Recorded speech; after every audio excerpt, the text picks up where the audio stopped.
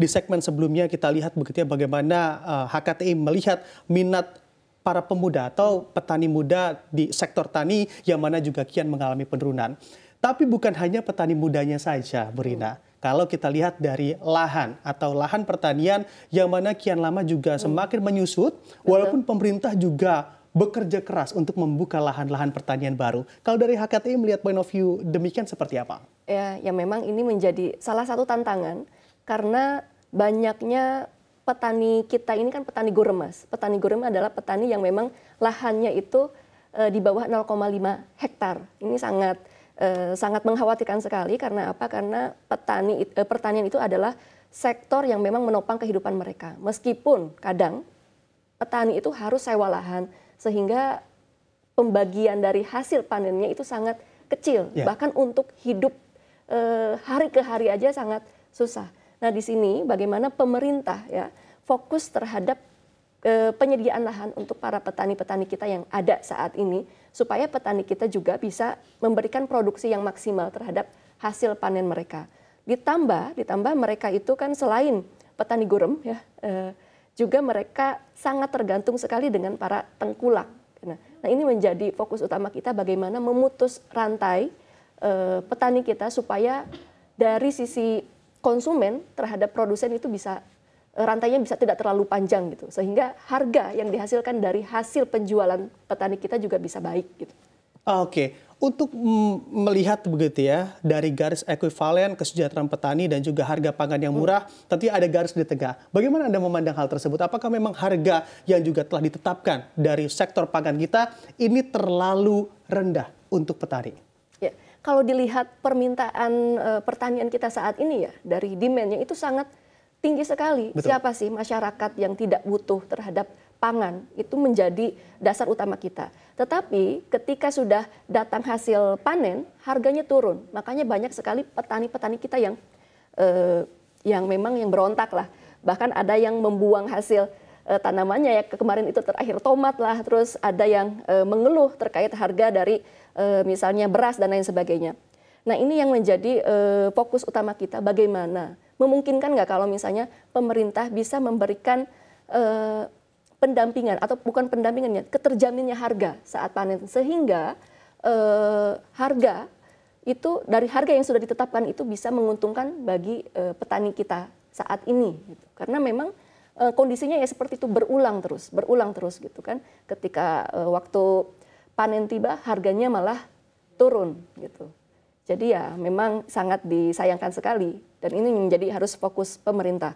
Apalagi pemerintahan ke depan ya saat ini kan fokus kebijakan kerakyatan. Betul. Ya, yang namanya kerakyatan itu berarti sangat berhubungan dengan hajat hidup orang banyak. Salah satunya itu pangan itu sendiri. Nah, bagaimana dengan kebijakan kerakyatan ke depan nanti itu tentunya bisa berkolaborasi lah dengan seluruh lapisan masyarakat, khususnya petani, supaya petani juga mendapatkan manfaat dari kebijakan yang bersifat kerakyatan seperti itu. Oke, ini menarik Anda kita lihat ke depan begitu ya terkait nantinya pemerintahan Presiden terpilih Prabowo Subianto dan juga Wakil Presiden Gibran Rakabuming Raka yang mana secara program dan juga prioritasnya memang lebih banyak di koridor kerakyatan. Betul. Salah satunya adalah program makan bergizi gratis. Betul. Kalau misalnya ada program makan bergizi gratis, dari HKTI sendiri bagaimana juga memastikan pengendalian harganya di sektor pangan? Kalau dilihat ya Mas, sekarang kan kebutuhan masyarakat kita yang tadi itu terhadap pangan tinggi sekali. Apalagi beberapa negara bahkan mereka membatasi ekspor terhadap negara lain untuk mempertahankan kebutuhan dalam negeri itu sendiri. Nah, bagaimana di Indonesia saat ini ya masyarakat kita, pemerintahan kita bisa memberikan program-program yang memang dampaknya langsung dirasakan oleh masyarakat. Dan yang kedua fokus. Kadang kita tidak fokus gitu, tidak fokus terhadap satu kebijakan gitu. Nah, akhirnya program yang memang sudah bagus itu malah di perjalanannya tidak jalan gitu atau mandek lah. Nah, gimana dengan program kerakyatan ini yang tadi memang sudah akan dicanangkan ke depan, para petani kita di lapangan itu bisa merasakan dampaknya. Misalnya ya beberapa petani, kelompok pertanian ataupun kelompok di peternakan dan lain sebagainya itu bisa diberdayakan. di beberapa komoditinya yang bisa menunjang program kerakyatan ini. Gitu. Oke, langkah dan juga upaya pemberdayaan apa yang juga telah dilakukan oleh HKTI terhadap sektor tani? Kami sudah melakukan beberapa pendampingan ya, termasuk di misalnya contohnya di NTB dan di Jawa Timur dan Jawa Tengah. Kami sudah beberapa kali melakukan pendampingan, khususnya yang mereka carikan off-taker. Kami sudah bekerja sama dengan beberapa korporasi untuk menyerap hasil tanam mereka. Dan untuk permodalannya kami bekerja sama dengan perbankan lah, sebagai penjamin dari para petani ini supaya bisa mendapatkan permodalan. Nah dari situ juga kami melihat dampak yang luar biasa sekali dari hasil kerjasama yang sudah kami lakukan.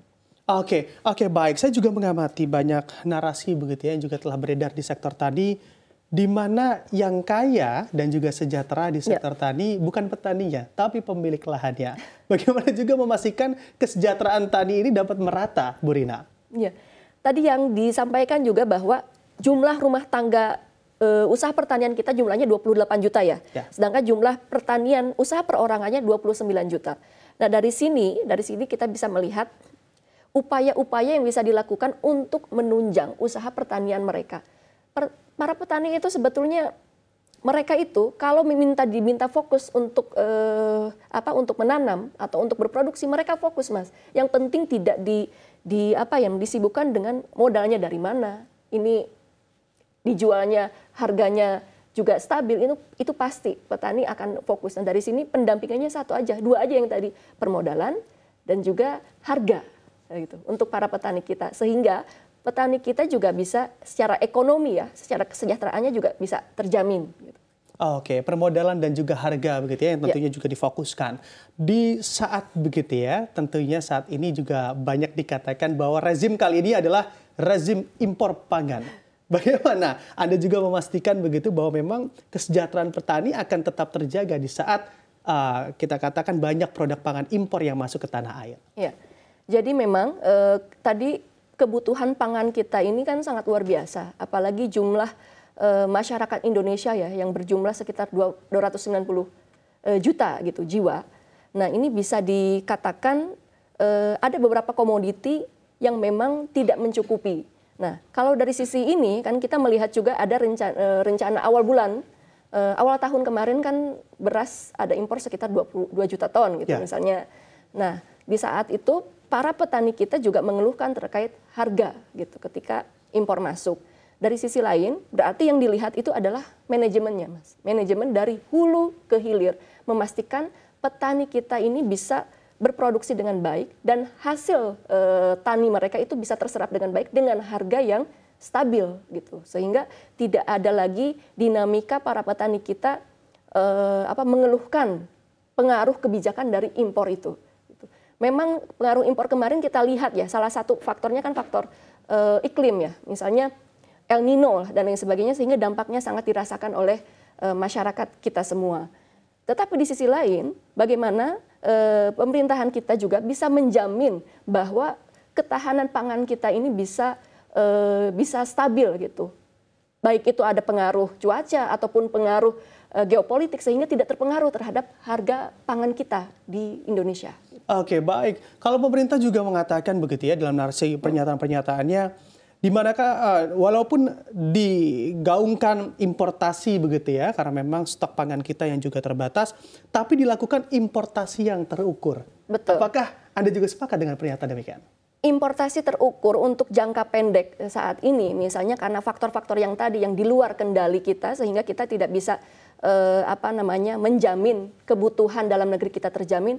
Oke, tetapi yang harus dipikirkan bagaimana menengah jangka panjangnya untuk supaya tidak terulang lagi kebijakan-kebijakan yang memang dirasa merugikan oleh petani gitu. Ya misalnya tadi bagaimana para petani kita di daerah ini yang jumlahnya banyak tadi di jumlah rumah tangga usaha pertanian, jumlah usaha petani perorangannya juga bisa terjamin, Mas. Sehingga dari sisi mereka berproduksi atau dari sisi harganya juga bisa terjamin, dan tentunya ini bisa menopang perekonomian masyarakat Indonesia. Karena hampir 60% ya, 50-60% mata pencaharian masyarakat Indonesia ini adalah petani gitu. Oke, baik. Kalau kita berbicara terkait iklim begitu ya, ada La Nina, El Nino yang mana juga dapat mempengaruhi dari peningkatan produktivitas pangan kita. Sebetulnya adakah juga inovasi yang juga dilakukan oleh HKTI untuk mencegah hal tersebut terjadi? Bukan secara alamnya yang dirubah, tapi inovasi yang dilakukan sehingga di saat ada El Nino dan juga La Nina, produksi pertanian kita juga tetap berada dalam koridor yang maksimal. Ya. Ini mungkin dari kami ya, ada beberapa inovasi, tetapi inovasi itu masih skala kecil ya. Misalnya ada cold storage yang bisa menyimpan hasil tanaman pangan dalam periode masa tertentu, misalnya bisa sampai 6 bulan penyimpanan. Sehingga ketika harga sudah stabil gitu kan, pangan masih bisa tersedia dengan harga yang terukur. Tetapi ini masih dalam tahap ya, pengembangan ya. Kalau untuk dari sisi anak mudanya, anak muda petani. Tetapi saya rasa pemerintah juga sudah mempunyai sistem tersendiri. Hanya saja mungkin skalanya masih belum merata. Sehingga dampak yang dirasakan juga masih belum maksimal. Dan tentunya dengan inovasi-inovasi teknologi seperti itu bisa menjamin harga bagi para petani kita gitu Mas, bagi bagi kesejahteraan petani kita. Sehingga ketika misalnya ada La Nina, El Nino, maka hasil produk pertanian kita juga masih bisa terjaga. Salah satunya dengan inovasi teknologi lah. Proses penyimpanan dan lain sebagainya. Proses penyimpanan yaitu cold storage tadi begitu ya, yang mana juga walaupun memang sudah berjalan inovasinya, tapi dalam skala yang cukup kecil begitu di sana. Terima kasih Bu Rina telah berbagi insight-nya di pagi hari ini, tentunya sukses dan sehat selalu untuk Anda.